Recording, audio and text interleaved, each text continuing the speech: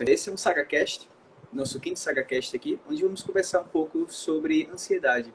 E para isso, hoje eu trouxe uma convidada super especial, que é a Giovana Ferreira, que é uma psicóloga clínica. E, Giovana, se apresenta aí para o pessoal que não te conhece. Boa noite para quem está entrando aí. Primeiro, eu queria agradecer pelo convite, Franklin, de estar aqui participando do SagaCast. E meu nome é Giovana, né? Sou psicóloga clínica. Tenho aí pouco tempo aí de formada, estudei com o Franklin também. E atualmente eu estou atendendo tanto no presencial como no online e comecei também a fazer especialização em terapia cognitivo-comportamental. Legal. E massa. E aí, Giovana, já para começando, vou logo trazer o título desse nosso encontro aqui. Como a ansiedade nos afeta? Conta aí mais pro Vamos pessoal. lá, vamos lá.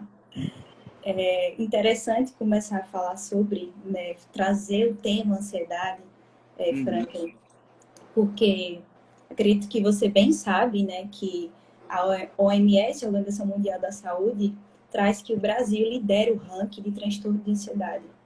Então, é um assunto que ainda precisa ser falado, né, ser explanado. E quando a uhum, gente olha para a ansiedade, até para diferenciar, às vezes é muito difícil, até para profissionais da saúde, né? Porque existem alguns uhum, polos da ansiedade.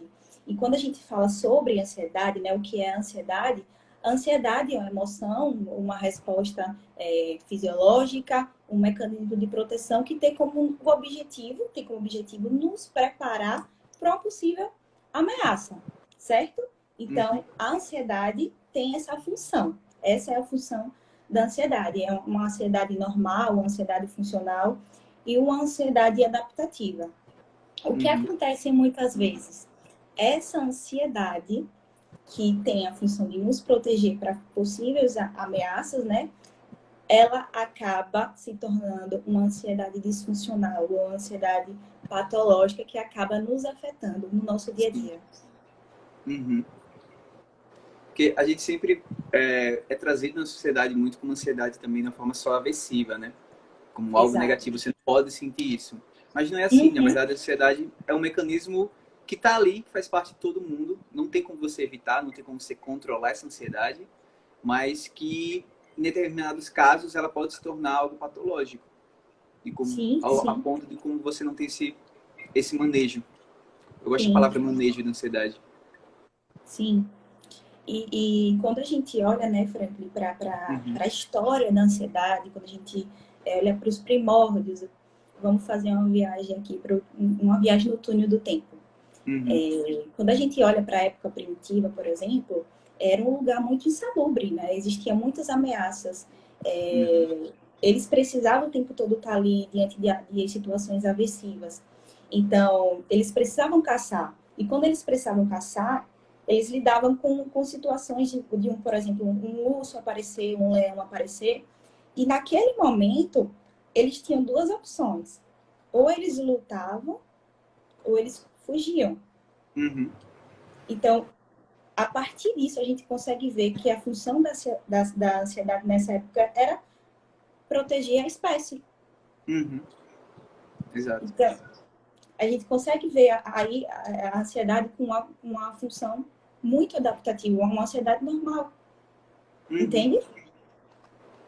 Ela tinha uma função e assim, e a gente evoluiu nessa função de realmente buscar alimento, de se preocupar se a comida pode estar envenenada, onde é que eu vou dormir, se eu vou sofrer um ataque. Então é sempre nessa reação, ou vou lutar ou vou fugir. E nosso corpo foi se adaptando para isso. Só que aí acho que entra Exatamente. a questão, né? Hoje em dia a gente não se preocupa se vai ser atacado por um leão, do teto, assim, a questão da população é a maioria. Claro, tem pessoas que não estão nessa faixa, que passam por situações de fome, não tem abrigo, mas numa sociedade, de forma geral, sociedade de nível médio, você não tem preocupação com a questão do alimento, com a questão da moradia, se vai ser atacado, sabe? Claro que tem os perigos do dia a dia, mas não chega ao ponto que era naquela época. E a ansiedade Sim, acabou deixando de ser algo externo, né, preocupações externas, e começou a ser voltada mais para questões internas, né? sim. É como se o predador tivesse em todos os lugares, né? Tivesse Uhum. no trabalho, tivesse no relacionamento, tivesse na autocobrança, na autocrítica. Então, é como se nosso corpo, né, quando se trata de uma ansiedade disfuncional, é como se nosso corpo estivesse o Uhum. tempo todo em alerta. A gente começa a interpretar as situações de uma maneira totalmente disfuncional. Uhum. Lembrei até daquela frase, enfrentando o leão de cada dia. Sim, Eu acho que sim, encaixa muito para ansiedade. sim, sim. Quando a gente, por exemplo, traz para uma situação atual, né, de uma ansiedade Uhum. adaptativa, uma ansiedade que tem uma função adaptativa, no caso. Por exemplo, a gente Uhum. está andando à noite, caminhando à noite, né, num lugar muito escuro, um lugar perigoso, e a gente Uhum. percebe que tem alguém nos seguindo ou uma possível ameaça. O que é que nosso Uhum. corpo vai fazer? O nosso sistema nervoso simpático, ele vai liberar vários hormônios para que a gente ou fuja ou corra. Então, Sim. a ansiedade, ela está ali atuando de maneira funcional. A função Uhum. dela é adaptativa, entende? Exato. Sim. Um exemplo legal que eu lembro aqui é um exemplo que eu dou. Eu tenho experiência com estágio tanto na área de esporte como na área de escolar. E o que é mais comum de demanda, até como você acabou trazendo no Brasil, tem vários casos de ansiedade, tipo, é demanda de ansiedade. E não chega a ser uma demanda de ansiedade patológica, mas realmente uma ansiedade normal. E muitas Sim, vezes tem um exemplo, o pessoal chega, por que eu fico ansioso quando eu vou fazer o Enem? E eu falo, olha, é uma situação que tem muita demanda, tem uma carga externa muito grande e que é aversivo, porque você sabe que você pode ter uma nota ruim ali e vai ser ruim. E o seu corpo está reagindo assim, olha, foge daí, porque se dá ruim, você vai ficar muito triste, você vai ter perdido o ano, e a sua família vai ficar decepcionada, é perigoso. Então, você ir fazer o vestibular é uma situação de perigo. E não dá para negar isso. E sim, eu digo, olha, eu não tenho uma fórmula mágica para te ensinar que a sua ansiedade vai sumir, você vai fazer a prova do Enem super pleno. Não existe isso. Para o pessoal do futebol, você não vai entrar em campo super pleno, relaxado. Aliás, se você entrar super pleno e relaxado, provavelmente você vai sofrer uma lesão. Porque o seu corpo não vai ter nem preparado, sua circulação não vai ter num estado que seria legal. E a gente até trabalha com a questão da ativação. Pessoas que são muito relaxadas para ficarem um pouco mais ansiosas para encontrar o que a gente chama de zona ótima de rendimento, sabe? Então, é muito legal isso. E eu gosto sempre de trabalhar esse ponto de as pessoas entenderem que a ansiedade está com utilidade. E a questão é, o que ela está querendo passar para a gente, né? O que ela está querendo nos informar. sim, sim. Foi até interessante você ter tocado nesse ponto, Franklin, porque muitas pessoas acham que a ansiedade tem cura. Quando eu abro caixinha no meu IG, né, para tirar Uhum. dúvidas, questionamentos, digo para você que 90% das vezes é sempre essa pergunta: como eu posso me livrar da ansiedade? A ansiedade tem cura?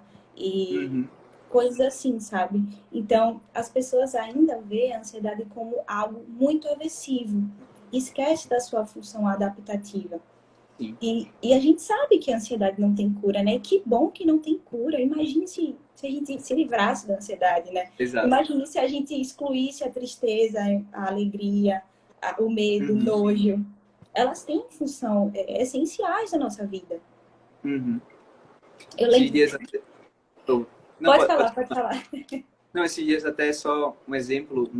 Estava numa supervisão e os colegas relataram que foi uma palestrante no local do estágio deles e ela disse, gente, eu desenvolvi um método para não sentir raiva. E ela disse que ela não sente mais raiva tem 3 anos. E a gente ficou assim, tá, sério? Nada irrita ela, tipo, nada deixa ela com raiva. E o ponto, será que isso é positivo?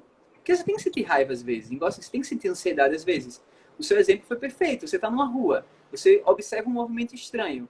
Seu coração tem que começar a bater mais rápido, seus músculos têm que ficar mais ativados, sabe? Para você correr. Porque pode ser uma situação de perigo e você precisa correr daquilo. E está relacionado com ansiedade? Sim, sim. Uhum. E quando a gente fala de emoções, né, eu lembro muito daquele filme que é o clássico de estudantes de psicologia. Acho que todos os estudantes de psicologia assistem esse filme, divertidamente. Uhum. A gente vê as Falo toda emoções semana. lá, a gente vê as emoções lá na personagem principal, a Hayley, Uhum. ela atuando de maneiras diferentes, né? A raiva, o nojo, o medo. Então, de fato, né, elas têm funções importantes. Uhum. E a mensagem mais legal do filme é que, assim, você tem que sentir tudo. Você tem que sentir todas as emoções. Você não tem como ficar evitando sua tristeza. A tristeza, depois ela percebe que o momento de tristeza gerava depois um momento de alegria com a família, com os amigos. Então, tem essa relação. Você não pode parar de sentir alguma coisa. Você tem que sentir tudo um Sim, pouco. Em cada momento é necessário. sim, sim, Então, é um filme com muito legal. certeza. Recomendação. Sim, Super top. sim, eu gosto muito também. Uhum. Ó, já até puxando para algumas perguntas que o pessoal deixou nas caixinhas. E aí Certo. também quem tiver pergunta, que estiver acompanhando, já pode ir mandando aí. Eu só não estou conseguindo visualizar. Não consegui resolver esse problema. Mas eu Mas eu tenho algumas... tô, mas eu tô. Teve alguma pergunta aí? Deixa eu ver, viu? Não. Que eu ainda não... Ah, pronto. Que eu Tá, ainda não... só Thaís que falou assim, eu só sabia que existia ansiedade, não que vários tipos, né? Que legal. Existem, né, vários tipos de transtornos de ansiedade. Isso. O DSM-5, né, que é o Manual de Transtornos Mentais, ele traz alguns tipos de ansiedade, né? A TAG, a síndrome do pânico, que agora é chamada de transtorno do pânico, a fobia Uhum. Fobia específica. social. Uhum, sim, Uhum. É isso, tem essa variedade aí de transtorno de ansiedade. sim, E sim, tudo parte da ansiedade, só que aí ela vai se especificando sim, e a depender de como ela evolui para casos diferentes. exatamente. É como se tivesse, Franklin, eu gosto Uhum. sempre de dar esse exemplo. Deixa eu pegar aqui uma caneta. É como se Certinho. fosse assim, aqui fosse a ansiedade, certo? Então, aqui a gente tem a ansiedade funcional, aquela que a gente falou um pouquinho no início. Aqui a gente Uhum. tem alguns traços de ansiedade e aqui tem, a gente tem os transtornos de ansiedade. Aqui é quando a ansiedade ela começa a se tornar uma ansiedade crônica, entende? Uhum. Então, Sim. talvez, quando as pessoas perguntam se a ansiedade tem cura, não sei se é da ansiedade em si ou de um transtorno de ansiedade. Uhum. Isso. E aí, no caso do transtorno de ansiedade, existem já vários tratamentos com boas evidências, principalmente você, que é da Sim, TCC, né? Que já sim, mostra sim, realmente uma efetividade, não só sim, a partir de medicamentos, mas também com a terapia. sim. A gente chama de remissão de sintomas, né? Quando a gente Uhum. trabalha os transtornos de ansiedade. Uhum. Perfeito. E para o pessoal que não é da parte da psicologia, o traço da ansiedade está relacionado à sua personalidade. Tem pessoas que têm uma tendência a serem mais ansiosas, né? Sim, sim, bom, Uhum. foi um bom ponto você ter tocado, né? Porque as pessoas também perguntam o que é que de fato causa ansiedade? O que é que de Uhum. fato causa ansiedade, né? E eu gosto muito da psicóloga Fernanda Landeiro. Você conhece ela? Conheço. Ela Uhum. fala muito sobre PBE, né? Uhum. Psicologia baseada em evidências. E ela fala assim, gente, um ingrediente só não faz um bolo. Porque as pessoas chegam muitas vezes na terapia, eu acho que eu tenho ansiedade porque eu sofri um trauma. Será que é por causa disso? Vamos analisar direitinho. Uhum. É um Vamos conjunto de analisar coisas, né? direitinho. Sim, sim, Esse existem exemplo os do bolo é fatores maravilhoso. endógenos, né? Pô, pode falar. Não, não, tipo, esse exemplo do bolo é muito bom. Sim, sim, existem os fatores endógenos, né? Quando a gente fala sobre predisposição genética, mais desse contexto, e quando a gente fala dos exógenos, né? Quando a gente fala sobre traumas, talvez, uma Uhum. possível, um possível um relacionamento que foi quebrado há pouco tempo, por exemplo, ou até a vivência na sua infância, né? A construção familiar foi uma construção muito cheia de disfuncional, uma construção disfuncional, né? Uhum. Então, isso pode influenciar. Então, é multifatorial, né? A gente pode dizer que você é ansioso por causa disso. Sim, perfeito. E é algo que a gente acaba explicando em terapia, né? O pessoal que acaba não conhecendo tanto, Sim, para entender, tipo, o que é essa sim, ansiedade? sim, E entender que não é uma coisa que provocou ela, na verdade são várias coisas que provocam. sim, Então, até sim, para a várias própria coisas. solução. Sim. Ó, E o teve... que acontece muitas vezes? A pessoa vai para a terapia querendo uma fórmula mágica, que é que o psicólogo fala assim, olha, você é Uhum. assim, assim, por causa disso, disso, disso, disso. Então a pessoa já chega com suas ansiedades, né, na terapia. E a gente sabe que não é assim, Exato. né, que acontece. Uhum. Muitas vezes a pessoa até busca uma medicação logo de cara Sim, e acha que, pronto, eu vou tomar essa fórmula mágica diariamente e minha ansiedade vai estabilizar. Mas se ela não aprende a lidar com essa ansiedade, lidar com o que está provocando essa ansiedade, ela vai tomar medicamento o resto da vida e cada vez uma dose mais forte e nunca vai parar de sentir aquilo. sim, sim, com certeza. Uhum. Que o processo da terapia é um processo de aprendizagem, sim. Você não vai para a terapia para curar sua ansiedade, você vai para aprender a lidar com ela, ter esse processo de remissão dos sintomas e se surgir novamente, você pode até voltar para a terapia ou você já pode até saber lidar com essa ansiedade e Sim, se virar exatamente. sozinho, né? Acho que é o ponto mais Uhum. importante da terapia. O paciente É, saber se virar com a ansiedade, tchau. é um dos principais pontos, por exemplo, da TCC, é fazer com Uhum. que o paciente ele se torne seu próprio terapeuta. Então, nosso foco não é que o paciente perdure ali na psicoterapia por 5, 10, 15 anos. Não, a gente quer que ele aprenda de fato a lidar com a demanda que ele trouxe. Uhum. Perfeito. Ó, uma das perguntas aqui que o pessoal mandou nas caixinhas foi da Gleice Kelly. Ela perguntou: a ansiedade ela tem a ver com a depressão ou são coisas muito diferentes? Eu achei legal essa pergunta, Uhum. porque, teoricamente, a ansiedade e a depressão são transtornos diferentes, certo? Uhum. São transtornos diferentes. Contudo, elas andam de mão dadas, porque os dados trazem que pessoas com transtorno de ansiedade, na maioria das vezes, também desenvolvem o transtorno depressivo maior.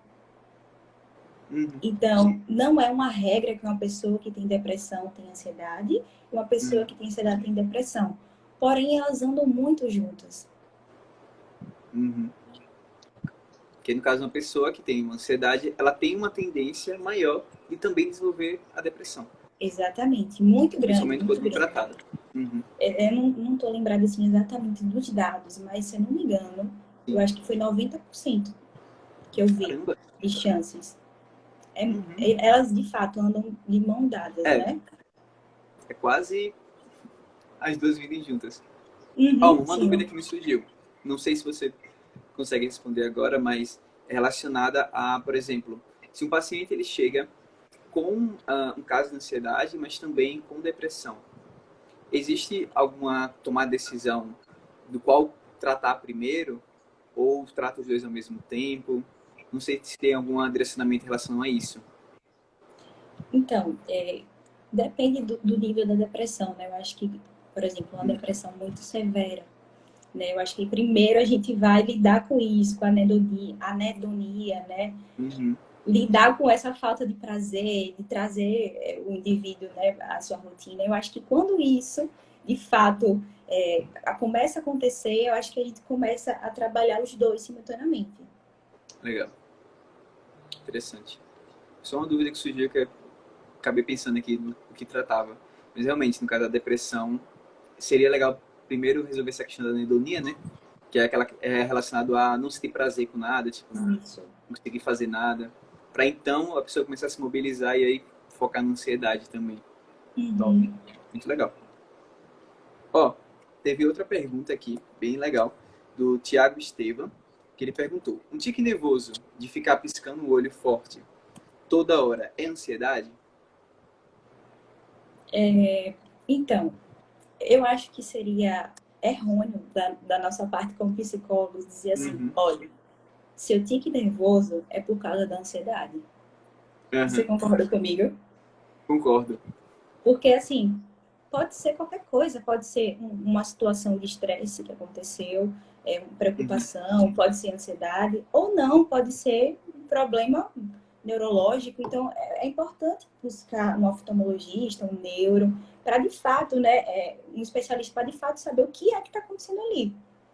Uhum. Descartar essas possibilidades, né? Exatamente. Que acho que até um outro exemplo, que esse exemplo eu até já vi que eu achei interessante, que era da taquicardia, que é um sintoma bem comum para pessoas que têm ansiedade constante.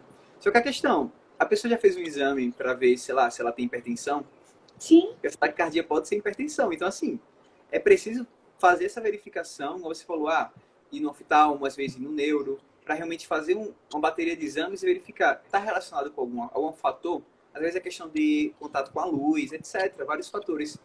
Muita luz azul, que seria de telefones, de computadores, pode estar Sim, provocando isso. sim, E se sim. descarta e observa-se outros sintomas, aí sim pode ser ansiedade também. Uhum, exatamente. Ô, Franklin, tá surgindo algumas dúvidas. Você acha melhor a gente deixar para depois ou responder logo essas? Não, pode ir respondendo logo essas, tranquilo. É que eu não tô É, a visualizando elas. certo.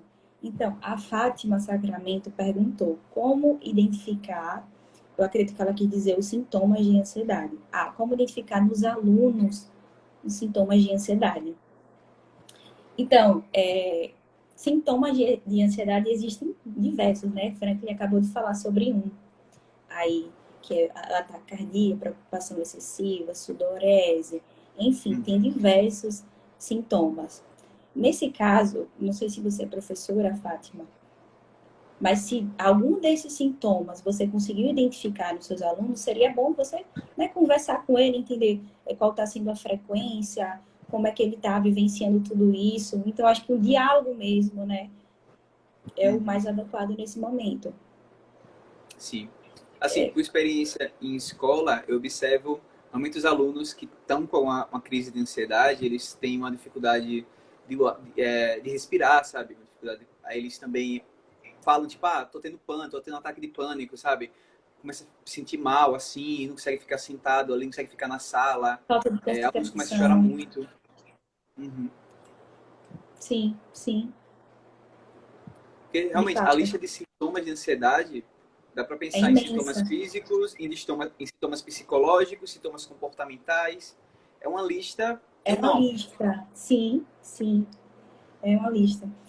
E assim, ainda nesse tema, eu tenho né, um perfil profissional que eu falo sobre psicologia e o meu nicho é Uhum. ansiedade. E eu evito, às vezes, trazer posts que trazem, por exemplo, o que uma pessoa com transtorno de ansiedade generalizado tem. Porque, às vezes, a Uhum. pessoa acaba se rotulando. Então, lê Sim. aquilo e fala, tenho isso. Uhum. Entende? Então, é algo até comum para a gente da psicologia. Quando a gente está estudando sobre os transtornos, na real, se a maioria dos transtornos, quando você lê, você acha que tem aquilo. Porque Uhum. são coisas básicas. Só que aí o ponto é, a gente faz uma análise, um psicólogo vai num processo de avaliação, para antes de definir se você tem que ter o transtorno, ele faz todo um aprofundamento para entender quanto aquilo está prejudicando o seu dia a dia, a frequência daquilo, quando começou, e uma série de fatores para então dar um diagnóstico.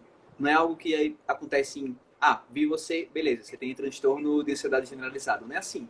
É todo um Sim, processo de não acompanhamento. é. Uhum. Não é. Sim, as pessoas hoje vão muito no Google, né? Tá com uma tosse, geralmente pessoas ansiosas. Estou Uhum. tossindo há 2 horas. O que é? Aí tem lá, câncer, tumor no cérebro, não sei o quê, não sei o quê. Aí a pessoa começa Uhum. a catastrofizar. Exato. Que pode também ser um sintoma até da ansiedade, né? Sim, sim. Bem típico de uma pessoa ansiosa, né? Uhum. Você vê, acho que até o transtorno de fobia social, acho que catastrofização é frequente. Tipo, qualquer situação de apresentação, de comunicação com outras pessoas, eleva ao máximo que vai ser horrível, que vai acontecer, que vão rir de mim, que eu vou errar e vou gaguejar. A pessoa tá sempre pensando, né? O que o outro vai pensar de mim, até em situações Uhum. bem rotineiras. Comer. A pessoa tem vergonha, porque fica pensando, né? Será que eu tô sendo inadequado, sendo ridículo? Melhor não. Então, A forma que eu tô assim, mastigando, será que vão olhar pra minha sim, boca? E se eu me sujar, e o que, é que as pessoas vão achar disso? Vão dizer que eu não sei comer. Assim, interessante, né? É bem.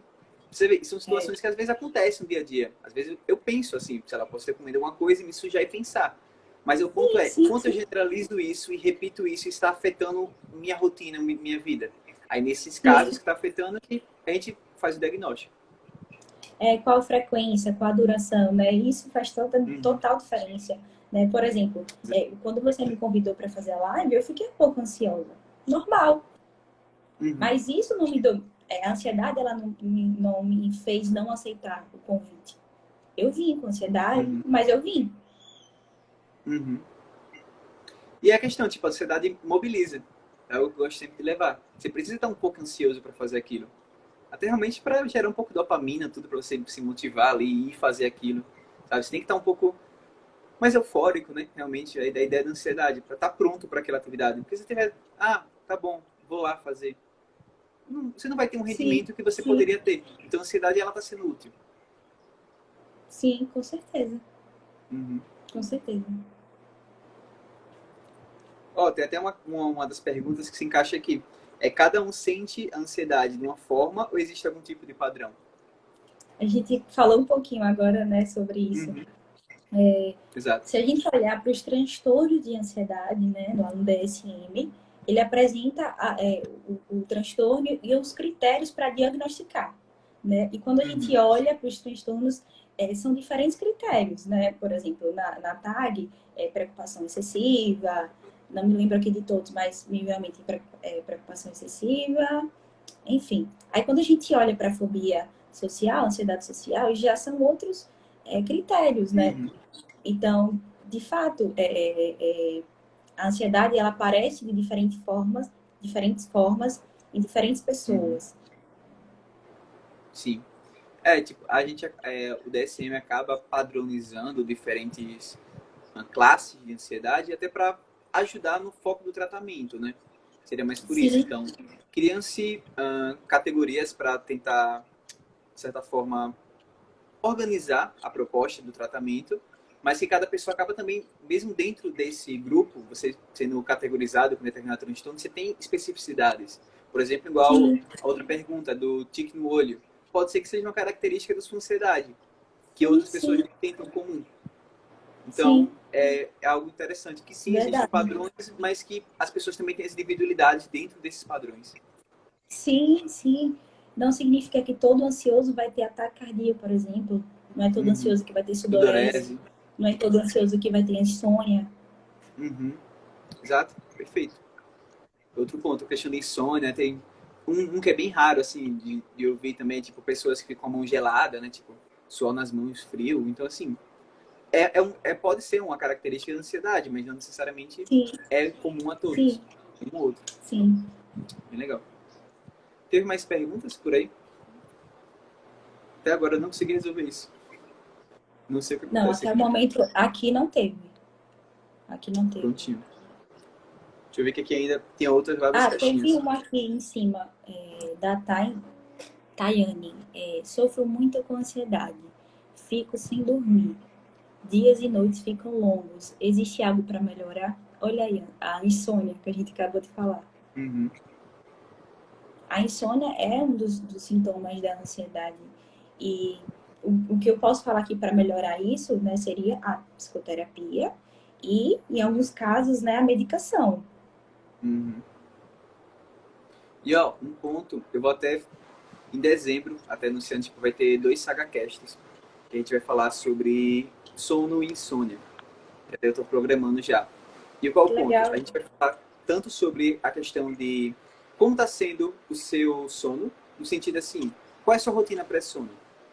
Você fica muito em telefone, você acaba se expondo muito à luz azul, sabe? Todos os A fatores que higiene do podem sono, influenciar. né? Aham. Exato, esse processo de higiene de sono, e eu também quero convidar um nutricionista para falar sobre isso. O que você come, a hora que você come, pode influenciar na sua insônia.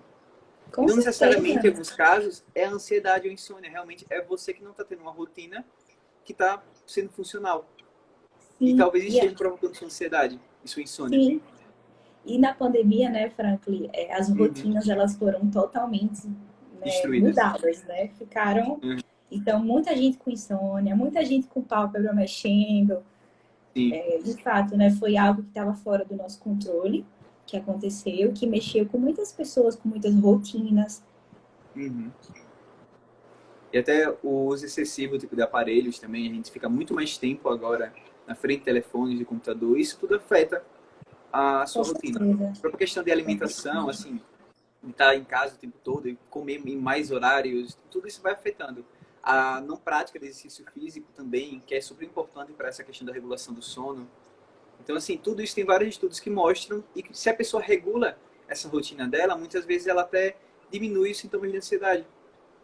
E se fazer junto com a terapia, caramba, pode chegar o mais próximo de realmente você ter uma remissão desses sintomas. Sim, sim. Tem uma coisa que eu sempre gosto de fazer na psicoterapia, que eu gosto de falar com meus pacientes, quando eles trazem, né, que não estão conseguindo dormir direito, eu sempre proponho a 1 hora antes de dormir, desliga o celular. Perfeito. Eu sempre peço isso, porque quando a gente tá ali conectado o tempo todo, são tantas coisas, né? Reels, não sei o que, GTV, foto, YouTube, enfim. Nossa mente, ela não para. Então, daqui que você... tem dificuldade, né? E daqui que você consiga parar, de fato, para dormir. Então, vai demorar muito mais. Perfeito. Já é uma dica aí para quem tem problema de insônia, sabe? De conseguir diminuindo esses fatores que vão afetar seu sono. Porque o ideal é que você vai se desligando, assim, pouco a pouco, até do momento que você, ok, agora eu durmo. E não é você tá super ativado, não, tá, deu horário, tem que dormir. Você vai demorar muito Sim. mais para pegar no sono. Você pode acabar acordando muitas vezes no meio da noite, porque você não vai conseguir completar seu ciclo de sono, que seria ideal. Você está muito ativado. Então, assim, você falou, pega um TikTok, um Reels aqui no Instagram, é muita informação em 15 segundos, muito rápido, e brilho, as coisas piscando, e gente dançando, e música. Sim. E é tanta informação que seu cérebro não desliga. Ele fica todo ativado lá e achando que é dia ainda e você vai absorver mais coisas. Exato. Mas a gente que tem outro ponto também, pessoas que estudam antes de dormir, assim. A questão do aprendizado cai muito. Por mais que seja um momento, ok, mas se você não tiver realmente outra forma, certo. Mas de preferência, se for fazer, tipo, ler alguma coisa que não seja um conteúdo que você quer absorver, porque até isso diminui muito. Sim, sim. Sim, com certeza. Teve uma pergunta legal da Sueli Cristine, que ela perguntou em que momento é necessária a intervenção medicamentosa. Então, como a gente falou logo no início, né? Tem a ansiedade normal, né? A ansiedade funcional. Existem os traços de ansiedade e os transtornos de ansiedade. Quando uma pessoa chega na terapia, por exemplo, com ansiedade normal ou uma ansiedade que está ali, está aparecendo, mas não está, de fato, prejudicando totalmente o dia a dia, a rotina, o relacionamento, o trabalho, com a psicoterapia, com mudança de hábitos, né, alimentação, atividade física, a gente consegue trabalhar isso apenas com a terapia. Agora, quando essa ansiedade ela começa a se tornar, ela passa a ser uma ansiedade, um transtorno de ansiedade, uma ansiedade patológica, né, quando a pessoa não dorme mais, a pessoa não consegue se concentrar mais, então a gente vai precisar intervir a medicação, né, vai precisar de um psiquiatra ali para intervir em todo o processo. Eu lembro de que um professor até na faculdade, ele fala que em alguns casos a fórmula de ouro é a psicoterapia com o medicamento. Perfeito. Surgiu uma dúvida aqui minha agora, relacionado a...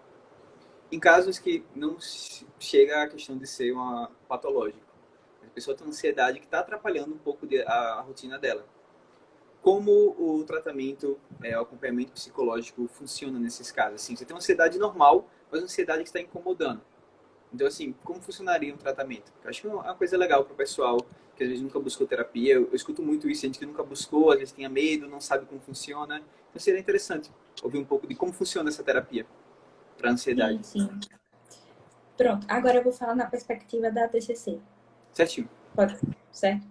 Pronto, uma pessoa que tem ansiedade, né, como você trouxe, por exemplo, uma pessoa tá em casa, assistindo Netflix, por exemplo, num lugar que, assim, não tem nenhum tipo de ameaça, e ela do nada começa a sentir ansiedade. Então, a ansiedade tá ali, né, ativada, e ela chega na psicoterapia, olha, tá acontecendo isso comigo. Eu tô aqui e do nada eu começo a ter ansiedade, né, enfim. E o que é que a gente vai primeiro entender? O que é que está desencadeando? Qual é o fator desencadeador, né? Os famosos gatilhos. A gente vai entender primeiro o que é que está acontecendo ali. E a partir disso também a gente vai trabalhar, né, a reestruturação cognitiva. né, que a gente vai começar a mudar os pensamentos, como é que você está interpretando a situação? Entende? A gente Legal. vai começar a trabalhar isso. A gente vai trabalhar, talvez seja tá relacionado a um tipo de crença, por exemplo, né? Que crença, para quem não sabe o que é uma ideia cristalizada que está ali, que é desenvolvida desde a infância. Então a gente vai começar a trabalhar isso e entender de fato o que está por trás, né? Então, identificar que crenças são essas, né? E como elas se fazem presentes, no caso, no dia a dia. Acho que deu uma travada agora. Não sei se foi minha internet ou a da Giovana.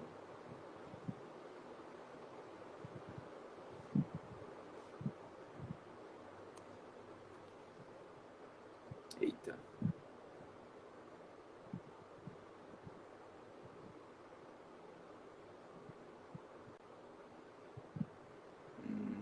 Espero que não seja minha. É, a Giovana saiu. Espera um pouquinho, pessoal. Acho que ela já vai voltando. Tá. Não saiu daí que tem algumas perguntas muito boas ainda aqui. E o conteúdo tá massa demais. Compartilha aí com o pessoal. A gravação vai ficar aqui no Instagram por algum tempo. E depois também a gente vai colocar lá no YouTube do SagaCast. Disponível lá no meu link da bio. Então, quem não me segue, siga lá e aí também acompanhe o canal. Já temos episódios bem legais sobre depressão. E esse mês agora, toda quarta-feira, a gente tem uma live já programada. Então, acompanhe, tá? Só mandar o convite para a Giovana novamente. A gente já volta.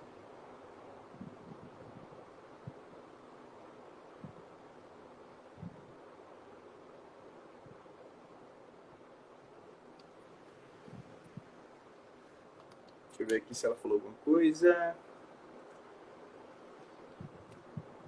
Pior que eu não tô vendo nem os comentários de vocês. Não sei o que aconteceu aqui.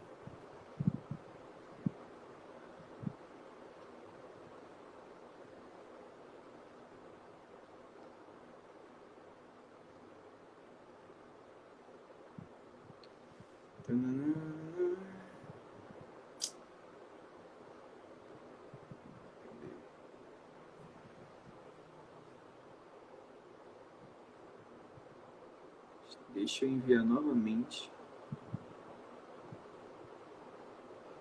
Eita.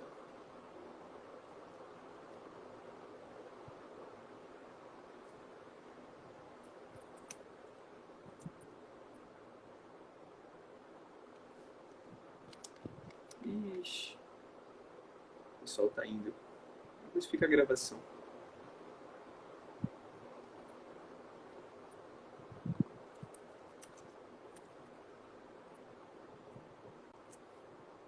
Opa.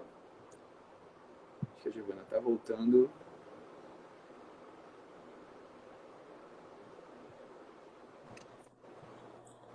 Caiu a conexão. Foi. Você tem acabado de falar na hora. Na hora que você acabou de falar, ele caiu. Caiu, não foi? Uhum. Mas deu para entender ou cortou alguma parte? Não deu. Você conseguiu finalizar. Foi bem na hora que você finalizou a frase que travou. Sim, resumindo, a gente vai trabalhar com a flexibilização cognitiva, né, daquele paciente. Vai começar a flexibilizar as crenças, os pensamentos. Aí vai começar toda a transformação dos pensamentos, né, daquela tríade cognitiva que a gente trabalha bem na TCC. Legal. Bem interessante. Então, quem tem essa idade, busquem terapia com a Giovana. Vai ser top. Ó, tem outra pergunta. Essa é um pouco mais de encerramento já. Não sei se tem alguma pergunta aí. Se o pessoal, alguém mandou uma pergunta. Então, como caiu, eu não vi mais, né? Mas até então não tinha, não. Então, se alguém tiver alguma pergunta a mais, colocar, porque aqui das caixinhas já tem a última aqui. Que é mais uma indicação. Foi a Bia Fonseca que ela pediu indicação de autores que você, como da TCC, recomendaria relacionados à parte clínica. A Bia, ela é aluna de psicologia, então eu gostaria de saber mais sobre isso. Ah, que legal. Então, assim, autores especificamente, eu posso trazer alguns livros, até deixei alguns livros aqui para mostrar. Uhum. Quando eu estava no estágio específico, no específico, em específico 2, teve um livro, além do basicão, que quem trabalha com a terapia cognitivo-comportamental, que é aquela de Judith Beck, né? Uhum. Da teoria prática, se não me engano, Uhum. vai nos auxiliar muito. Mas esse livro aqui, não sei se vocês conhecem, A A mente? Mente Vencendo o Humor. É um Não livro conheço esse. é muito bom. Ele traz, é, ele traz várias atividades, várias ferramentas para a gente trabalhar a ansiedade, para a gente trabalhar a depressão. Então, foi muito bom para mim trabalhar tanto na clínica, né, como trabalhar a ansiedade aqui com meus pacientes, até comigo mesmo. Tem esse livro também, que o nome dele é Livre de Ansiedade, que é um Esse é o autor autor bem, dele. é muito bom, que é um autor muito Uhum. famoso, né, que é o Levin. Ele é muito bom também para quem quer saber mais sobre ansiedade. Agora, esse aqui é um pouco mais técnico, né? Uhum. Mas eu acredito que é mais para profissional mesmo. Sim. Esse aqui. É muito bom. E tem esse aqui também, que foi o último que eu comprei, o mais novo, que é O Cérebro Ansioso, que é de um professor aqui do Brasil mesmo. Ele é formado em medicina, mas ele fez especialização em neurologia. Então, ele fala aqui de uma maneira muito simples, né, até para as pessoas que são leigas no assunto, a entender sobre a ansiedade no geral mesmo. Ele traz lá desde os primórdios mesmo até Uhum. os transtornos, enfim. Então, ele é muito bom também. E ele não é tão grosso, tá vendo? Ele é mais Uhum. fininho, assim. Não conhecia esse. Na verdade, eu vi ele, acho que hoje, no seu Instagram. Eu até tirei print para depois Ah, pesquisar. foi? Foi. Até Pronto. salvei Ele é ele. muito bom.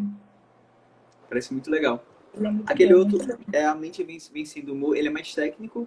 É, né? Não, a mente vencendo o humor pode ser trabalhado por psicólogos também, mas muitos psicólogos indicam para os seus pacientes, porque a Legal. linguagem dele é muito acessível, então é tranquilo, Uhum. é bem Interessante. tranquilo ele. Bem legal mesmo. Anotei aqui, depois eu faço até um post nos stories com essas recomendações pra galera. Bem legais. Sim, eu tenho certeza que esses livros aqui vai contribuir, né, para sua colega, como é o nome dela? A Bia. A Bia. E vai contribuir sim na academia, né? Uhum. Não sei se ela tá na É, live, mas qualquer coisa depois eu boto um story e mando pra ela também. pronto, tá certo. Teve uma pergunta aqui, Franklin. Uhum. Deixa eu... Pode ler aí, porque eu não tô conseguindo ver. Certo. Foi uma pergunta de Thaís. Ela perguntou assim: qual a diferença entre ansiedade de adulto para ansiedade infantil, né? Então, eu até hoje ainda não atendi crianças. Eu não tenho nenhuma Uhum. experiência com crianças. Você que trabalha aí, estagia, na verdade, né, na área escolar, até possa responder melhor que eu. O que eu posso dizer é que o contexto que a criança vive influencia muito, muito mesmo, em como aquela criança ela vai começar a desenvolver, né, habilidades, a ver o mundo. Isso, com certeza, influencia. Uhum. Assim, eu acompanho muito mais o pessoal adolescente. Sim, Então, a ansiedade deles sempre é muito mais relacionada, como você falou, à questão do contexto e do momento deles, que é um pré-momento vestibular. Então, no caso dos adolescentes, é mais focado tanto na questão de vestibular, como na questão de relacionamentos, de amizades. Então, a ansiedade está mais nesse ponto, assim. Com crianças, realmente, eu nunca tive uma experiência para identificar, mas acho que seria bem o que você está comentando. Tipo, que fatores estão influenciando dessa criança a... Tipo, quais são os gatilhos, né? Você comentou. sim, Tipo, que sim, gatilhos são esses? Para essa criança estar com sintomas de ansiedade. sim, sim. Né? Assim, existem, né, casos de ansiedade na infância, como existe Uhum. depressão também. Também. Interessante. Algo bem pouco falado, mas Muito pouco que falado. seria o ideal, realmente, acho que no processo é muito identificar. pô, desde criança, essa criança já está sofrendo com isso. E muitas vezes até um adolescente, na verdade, ele desde mais novo, ele já tinha alguns sintomas, e isso só foi só crescendo, se desenvolvendo, até ele chegar na fase adulta. Então, tem uma explosão aí, da ansiedade já chegando a virar algo patológico, né? Sim, sim. E até quando a gente olha, né, olha para a terapia cognitivo comportamental, as crenças, né, através da literatura, diz que as crenças são desenvolvidas até os 12 anos. A literatura traz isso. Então, o contexto que essa criança viveu, que essa criança vivenciou, vai influenciar muito na vida adulta dela, nas crenças dela, na crença dela, sobre o outro e sobre o mundo. Bem legal. Pô, interessante aí. Que aí fica até a questão, né? Tipo, se as crenças dela estão sendo desenvolvidas até os 12, que essa criança, o que está acontecendo na vida dela ao ponto, tipo assim, quais são os fatores, né? Como a gente falou também, não é algo unidimensional, são vários fatores ali que compõem. Então pode ser tanto tem predisposição genética, como também ter toda a questão do ambiente familiar, do ambiente escolar, das relações que essa criança tem, do que ela está passando de forma geral, para antes mesmo dela ter as crenças formadas, ela já está com um problema de patologia relacionada à ansiedade. Sim, sim, sim, sim, com certeza. Tem mais Tem alguma mais algum? pergunta? Aqui não. Aqui eu acho Aqui que teve. também não. Só comentários. Excelente dicas, verdade. Toda quarta-feira vai ter live, que bom. Oi, Franklin. Vai ter, toda quarta tem já confirmado esse mês. Em dezembro, talvez até aumente a quantidade de dias aí. Então, fiquem de olhos aí, vai ter vários assuntos. A próxima é Sim, sobre autossabotagem já, viu? Então, para quem ótimo também é do assunto. TTC aí, pode vir, vai ser um complemento bem legal para essa live aqui da ansiedade. Vamos falar de autossabotagem. E na outra semana tem com a nutricionista também sobre essa questão de sabotagem, só que é na alimentação. Porque as dietas dão errado. Sim, sim, Que a proposta da SagaCast é isso, a gente fala de qualidade de vida de forma geral. E como a gente pode juntar tudo? O exercício, o sono, a alimentação, o cuidado psicológico com a saúde mental. Então, essa é a proposta aqui. que bom, né, que você ainda na graduação trouxe essa proposta, né, de poder expandir mais sobre esses assuntos. Isso é muito importante, né, as pessoas saberem sobre isso. Muita gente, de fato, não sabe, né? Tanto que eu recebo direto perguntas, a ansiedade tem cura? E é legal a gente propor sempre essa questão, tanto no seu perfil, quando eu fui falar com você, são pessoas que estão se propondo conteúdos de qualidade. Para pessoas às vezes, que nunca pensou em fazer uma terapia, não entende muito o que é ansiedade, ela vem aqui, assiste uma live, vê o seu post e percebe, pô, talvez seja legal buscar uma terapia, talvez seja legal eu fazer tal coisa que pode me ajudar no meu dia a dia, mesmo não tendo a condição de fazer a terapia. Então, é super importante esse debate para trazer qualidade de vida para as pessoas, né? Sempre com Sim. informações úteis, melhores do que as do Google. Você coloca lá e aparece cada coisa nada a ver. E engraçado, né, que ainda existe, Franklin, na internet, promessas como, por exemplo, cura sua ansiedade Nossa. em 5 dias.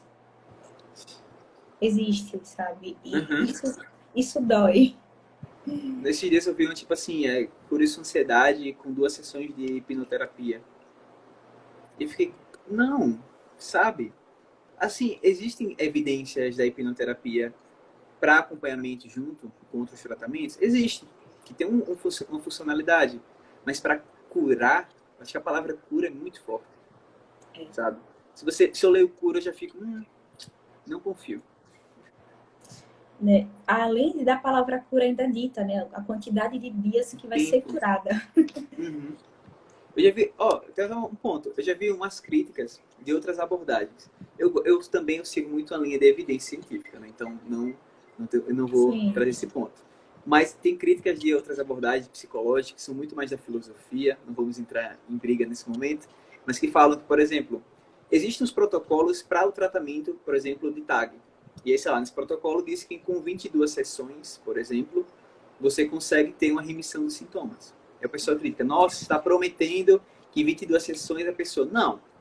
É meio que o protocolo prova que a partir de vários estudos clínicos, randomizados, com revisões sistemáticas sendo realizadas que pegam esses estudos e mostram, ó, de vários locais do mundo, as pessoas fez esse mesmo tratamento nesse mesmo período e teve efetividade. Então, basicamente, isso que é a ciência. E isso que, por exemplo, a TCC realiza e mostra com evidência forte. E aí Sim. fica, você está prometendo em 22 dias? Não, não. Que a Não. média das pessoas que fazerem pode ser que em 22 dias esteja o quê? Às vezes menos, às vezes mais, cada tratamento. Mas que teria meio que o protocolo direciona para 22 sessões, né? Sim, sim. E quando a gente pega, por exemplo, o livro, aquele da Judith Beck, a gente vê vários diálogos, né, da terapeuta Judith e da Sally, que é a paciente principal, né? Quem não conhece aqui, quem não sabe o que é isso, né? É um livro que a gente estuda na faculdade sobre terapia cognitivo-comportamental, que ele fala sobre tudo da terapia, ele é o basicão, é o clássico. E quando a gente olha aquilo, né, Franklin, a gente pensa, parece ser muito fácil, né? A paciente pergunta, ou a terapeuta pergunta, a paciente responde. É tudo muito bonitinho. E quando a gente vai para a prática, não é assim. Não é assim. Isso Entende? O ser humano é muito singular. Então, eu acho que o livro trouxe isso, mas por forma didática mesmo, né?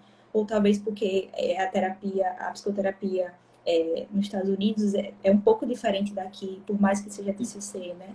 Então, não é assim. A gente chega achando que vai ser assim, tudo muito bonitinho, e não é, não é. Tem a diferença cultural, né? Esse é o Sim. ponto. Tipo, cada cultura tem sua forma de agir. Então, sei lá, a população brasileira, a gente sabe que a gente é muito mais emocional do que uma população... Você tem uma pessoa da Alemanha, que é uma pessoa mais fria, com sentimentos mais internos. Brasileiro não, brasileiro gosta de chorar por qualquer coisa, caloroso. Sabe? Leva tudo ao extremo. Sim, Então tem esse ponto. sim. E ponto, uma coisa importante, que muitas vezes é pouco falado. O tratamento, ele só vai ter realmente efetividade se o paciente, o cliente, também estiver junto desse tratamento. Porque não adianta o tratamento, principalmente na TCR, ter muitas atividades, né, para você fazer em casa. Se você não está fazendo aquelas atividades, se você não está cumprindo, tendo sua parcela de responsabilidade com o seu tratamento, não vai dar efetividade. Não é aquela sessão de 50 minutos ali que vai resolver. Perfeito sua fala. A gente chama, né, até na TCC de empirismo colaborativo. Se eu, terapeuta, se eu, terapeuta, não estou me doando e o paciente tá, ali não vai acontecer, de fato, né, intervenção efetiva. Ou vice-versa. Então, eu sempre costumo falar, é 50% responsabilidade minha e 50% responsabilidade do paciente. Perfeito. Se não tem essa colaboração, não vai dar certo. Exatamente. Não tem milagre que resolva. Exatamente. E o que Pode acontece, ser o melhor né? terapeuta. O melhor. A pessoa chega muitas vezes na terapia, não sei, né? Não tem muito conhecimento. Ah, psicoterapia é só conversa. Aí alguém, não, vá.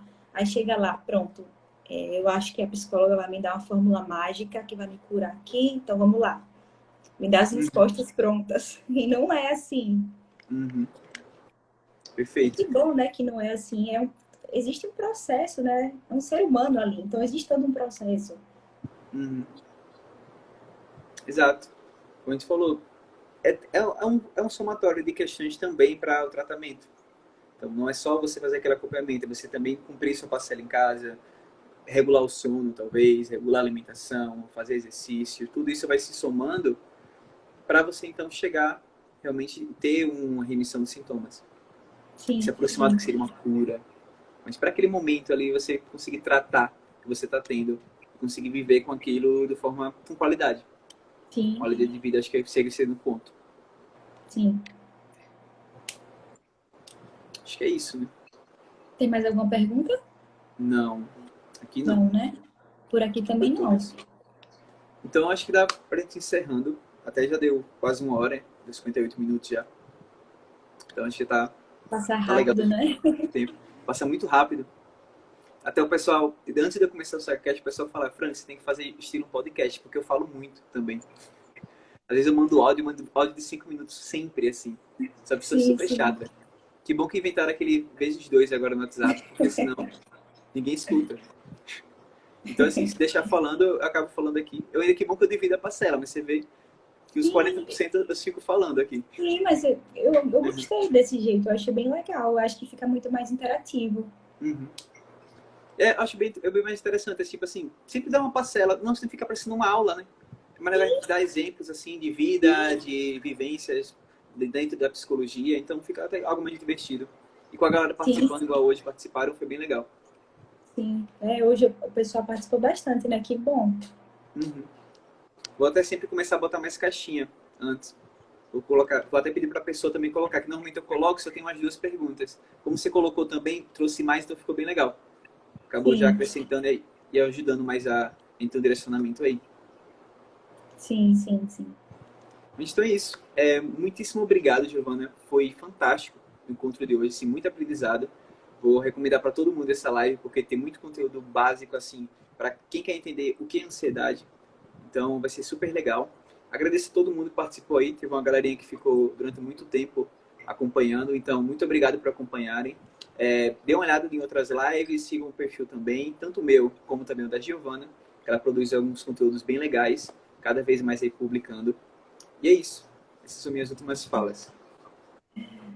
Ah, obrigada, viu, Frank, pelo convite. Obrigado a todo mundo, né, que ficou até o final. Foi muito bom esse momento. Espero ter, pô, né, agregado de alguma forma. E Legal. qualquer coisa, né, que alguém tiver qualquer dúvida, alguma sugestão, ou qualquer questionamento, pode estar entrando em contato lá no meu perfil, tá bom? E é isso. Bonitinho. E sobre Ó, obrigação? Franklin, tem uma pergunta aqui, eu acho que você poderia responder essa que é bem na sua área.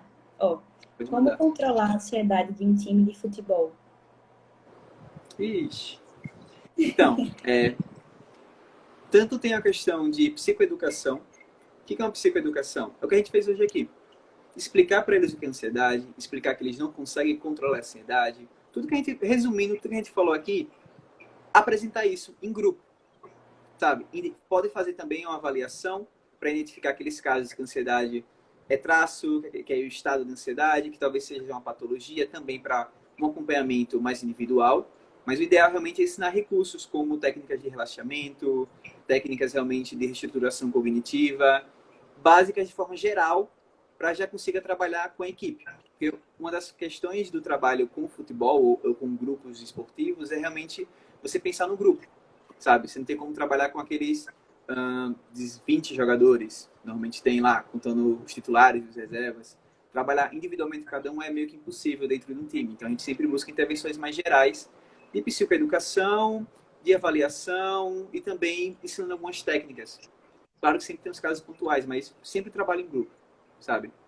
E o ponto, ansiedade, eles não precisam parar de ansiedade. Eles têm que encontrar o ponto ideal da ansiedade para eles terem o melhor rendimento possível em campo. Então, não vou passar um super relaxamento para os atletas ficarem zen, sabe? Botar umas velhinhas, botar uns incensos, para eles chegarem entrando em campo igual o Buda. Não. Eles têm que entrar ativados, têm que entrar com o espírito de quero jogar e quero fazer gol. Mas também não pode levar a ansiedade demais. Então, encontrar esse ponto perfeito da ansiedade, e isso só realmente com trabalho lá com a equipe. Um trabalho com planejamento, tá? O que acontece muito no futebol é o time está perdendo, está muito ansioso, está estressado, vamos chamar um psicólogo aqui e em um mês ele tem que fazer a cura. Não, gente. O ideal de um trabalho com times é comece no início da temporada, formação do time, já comece com a psicoeducação, já comece ensinando as técnicas, fazendo treinamento de habilidades psicológicas, que é o que a gente faz muito no esporte, para quando começar a parte do campeonato, a equipe já está pronta, a equipe já sabe os recursos. A gente vai ficar só monitorando ali e trabalhando com algum caso ou outro que realmente ocorrer algum problema, tal, algumas causas que estão provocando mais ansiedade ou outras situações. Seria isso, basicamente. Sim, sim. Legal. Espero que tenha respondido. Eu acho que de tudo que a gente conversou, acho que uma lição que pode ficar para todo mundo aí, pelo menos essa. Se essa ficou, então eu já fico feliz. Que a gente não precisa curar a ansiedade. A gente Perfeito. não precisa. Exato. E tem que saber aprender a utilizar ela da melhor forma possível. Porque ela está ali como um recurso legal para a gente. Sim. A pessoa que perguntou falou assim, obrigado, obrigado. Que bom. Qualquer dúvida, depois também, principalmente relacionada à psicologia do esporte, podem mandar para mim. Que a gente vai conversando aí pelo direct. Então é isso.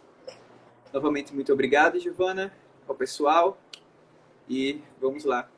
Deu horário já. Tchau, tchau, gente. Tchau. Obrigada. Obrigada, Franklin.